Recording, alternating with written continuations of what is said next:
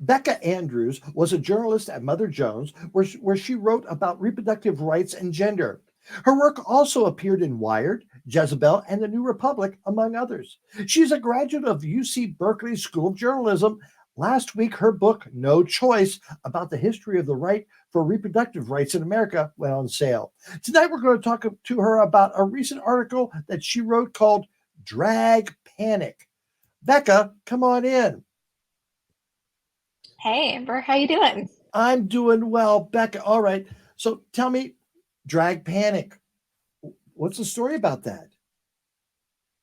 Well, uh, I am real Southern. I'm from West Tennessee, and I went home to visit my folks, and the thing that everyone was talking about back home was drag queens, which is not normal. So I dug a little deeper and found this kind of mind-boggling disinformation campaign around what drag is and what drag queens are. Because it was tearing the community apart in a way that I'd never seen before. So, really fascinating to dig into the ways that people get indoctrinated against drag queens, but also really alarming right now. What do you think is the basic fear? What brings that on, that wariness of them? Well, and you sort of alluded to this in some of your TikToks. There's this weird idea that drag queens are inherently tied to pedophilia or they're groomers, which is just, it's like, y'all have never been to a drag show, have you? Like, this is not what that is. So, I think, and I think also you have to remember that a lot of the people that are buying into this are pretty deep, deeply ensconced in right-wing evangelicalism. So, they also are dealing with their own like sexual repression and they're like they have all of this baggage when it comes to sex and sometimes that gets projected in weird ways. So I think that's a big part of it too. Oh yeah, I can diddle my cousin, but look what they're doing. That's, Not quite, but I hear well, I you. think there's some of that too. Present viewers excluded, of course. But um, so what response have you gotten from that article, and where did it appear? So it's on Reckon News, which is where I report now. Um, yeah, the response has been interesting. I think it's one of those things where sometimes I worry as a journalist that I'm preaching to the choir. So like there's a lot of support because, the sort of people that are going to Reckon News um kind of get this stuff a little bit better. That said, I have also gotten a lot of pushback and it was interesting. Someone tweeted at me a picture that is in the article actually and that I debunk. So the picture is of a burlesque dancer who's a cisgendered female, and there's a young girl present as well. And but the picture's been framed as, oh, a drag queen grooming a child, and I'm like, okay, here are the reasons why that's not correct. So it was kind of interesting to see people tweeting the misinformation that is in the article that I take apart. Our friend Miss Richfield, who I mentioned earlier, she in her show she did a great picture of that someone was complaining that she was doing a drag queen story hour, and in reporting of that story, that after the event they showed a picture of her with her legs up in the air, and that didn't happen at the drag queen story hour. That was Mm. part of an adult show that she was doing. And it's just that type of stuff that gets confusing to a lot of people. Right. And with the internet, you can tweet out anything, you can post anything. And I people don't understand that truth requires context. Now, those drag queens that you talked to in Western Tennessee, what was how did they react? Okay, first of all, let the record show that if you go to Memphis and you don't go to a drag show, you are seriously missing out. We have some damn good drag performers in West Tennessee. But yeah, I mean they have really been through it. You know, the shooting in Colorado really shook up the Queens. And then of course the outrage in Jackson, and a lot of the queens perform at a club in Memphis, and maybe a week, 2 weeks tops before the show in Jackson, which is, an hour and a half away from Memphis, the Proud Boys showed up and they were armed. So, there was a lot of fear that that's what it was going to look like in Jackson too. Thankfully the Proud Boys did not show up in Jackson. But it's really scary. I think especially in a state like Tennessee where we have open carry laws. So there are all kinds of people out there just like carrying their guns. And the drag queens are in this really awful position where they're just like, okay, like I want to go out and do what I love.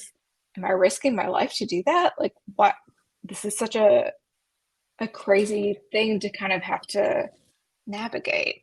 No, It's we've really been covering heartbreaking. this for the past 6, 8 months. We've done Mhm. several TikToks and it's had several guests. We had a guest from Memphis whose drag show they had to cancel everyone was in the building, but they had to cancel because the Proud Boys showed up armed and Yeah, were that's the standing same one. That's outside the exactly what I'm building. talking about.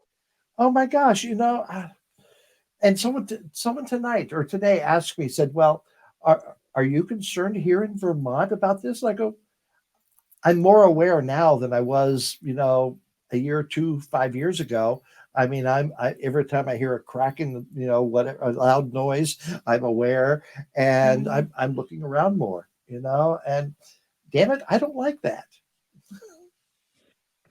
I have to tell you, one of the most heartbreaking parts of reporting this story was I got a hold of a recording. It was a closed door meeting between some city officials and some faith leaders, pastors, and the folks that were putting on the Pride celebration that the drag show was part of. And one of the guys who has chaired the Pride committee for a few years now, he's a real fixture in the community. He's a beloved photographer. Everyone knows him. Everyone loves him. And hearing the pain in his voice when he was talking about how come y'all can accept me when I'm in the context of being a beauty pageant photographer and doing photography for Miss Tennessee, but you can't accept me in the context of Pride and celebrating who I am. That has really, really stuck with me, and my heart just shattered for him. All right, Becca. So we'll talk more about this when we bring Robert in. But you also have a book that just came out about Roe versus Wade. Tell us about Mhm. the history of that and what you expected it to be and what it turned out to be. Oh man. So I've been covering abortion access for 7 or 8 years now.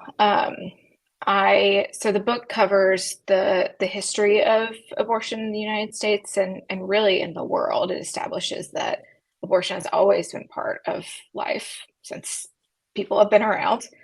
And then, it goes into the Roe v. Wade ruling, and then it also looks at what I was calling post-Roe states, so places like Tennessee and Mississippi, where Roe is still in effect, but really not in these places because the states had regulated it so deeply.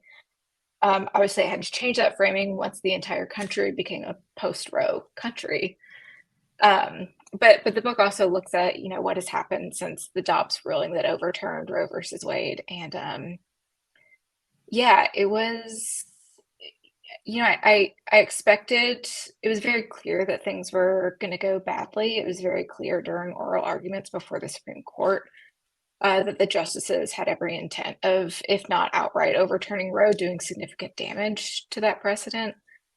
Um, what I was not prepared for was the leak of the ruling. And because of that, we sped up the book deadline. So my book was due several months before it would have originally been due.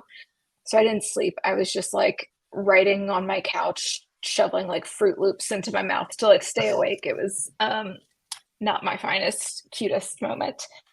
Um, but we got there, and now it's out, and it's been really cool to see people connect with the text and connect with the characters in the book who um, were vulnerable with me about their experiences and their stories, and I just feel really fortunate to have written it.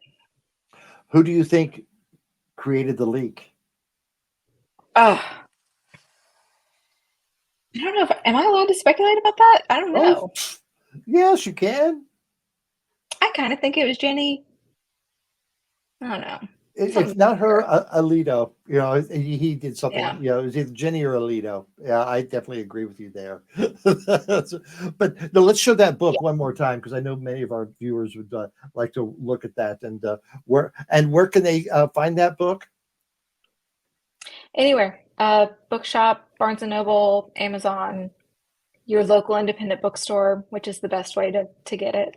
Yeah, Okay. it's all over Yeah, the place. very good. Local bookstores. We appreciate that. All right, Becca.